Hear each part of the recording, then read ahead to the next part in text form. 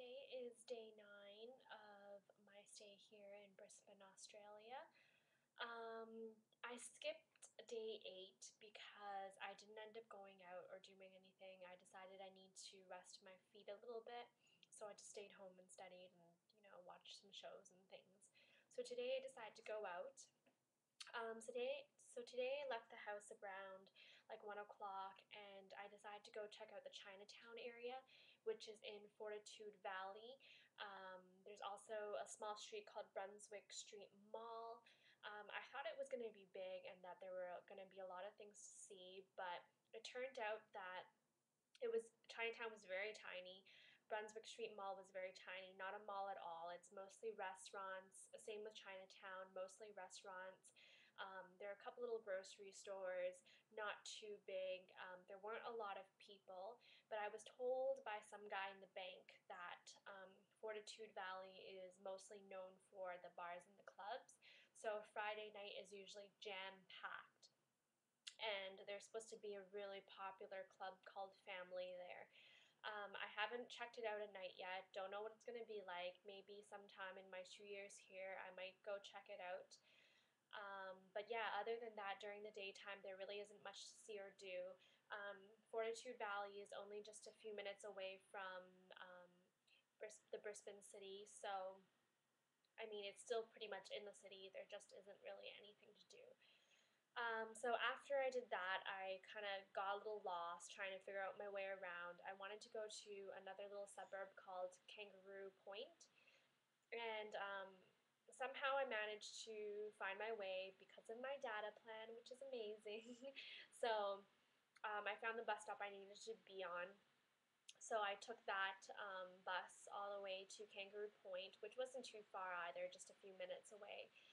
It was more of a natural park area type to look at. Kangaroo Point's just a little suburb with more housing, but I just walked along the riverside, Brisbane River, and looked at the different parks and kind of scenery around the river. And didn't spend too much time there. There's supposed to be a really famous bridge called Story Bridge, but I mean, it didn't look any different than the bridges we have in Canada, so it was okay.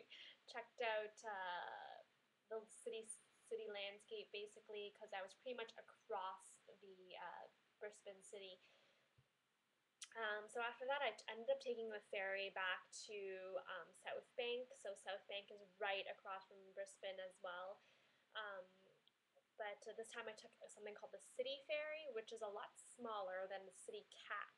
City Cat is a bigger one, and it goes to more places, whereas City Ferry only goes pretty much maybe 4 or 5 stops, which is within the city.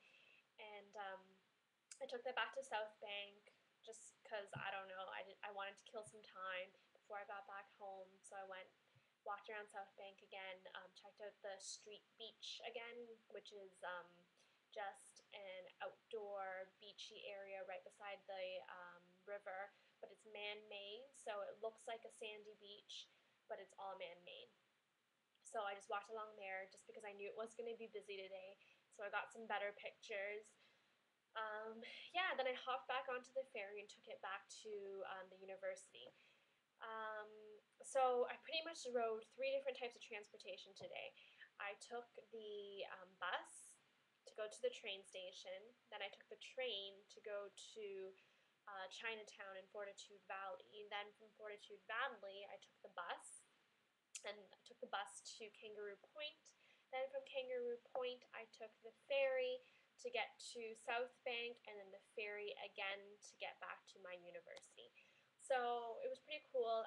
The train, it kind of was mostly outdoor, a little bit of underground, but not too much. They kind of reserve a lot of room for their train station, so it's pretty spacious. The trains were really weird because when you enter them, you have to press a button for the door to open.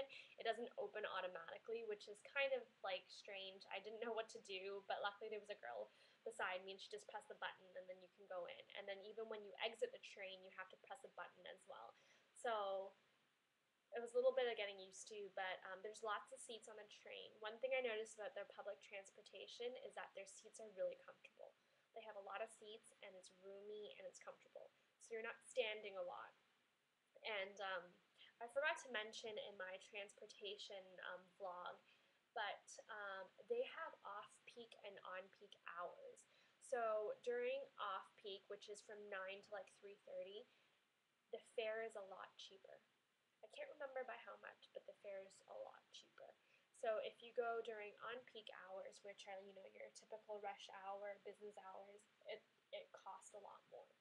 So one thing I'm trying to do is to save myself some money by traveling, going outbound on an off-peak hour, but of course coming back in, I have to go during on-peak hours because that's when everything closes and everyone's rushing to go home. So I don't have a choice. If I stay out longer than the on-peak hours, I pretty much have nothing to do. So no choice. But yeah. Other than that, I didn't really check out too much today. It was mostly a lot of walking and a lot of sightseeing. Um, I love being by the river. You know, I thought I was kind of a city girl, but being here, I just want to be in the green, by the river, nothing else, you know, and it's gorgeous. So, yeah, that's all I did today. Stay tuned for another day.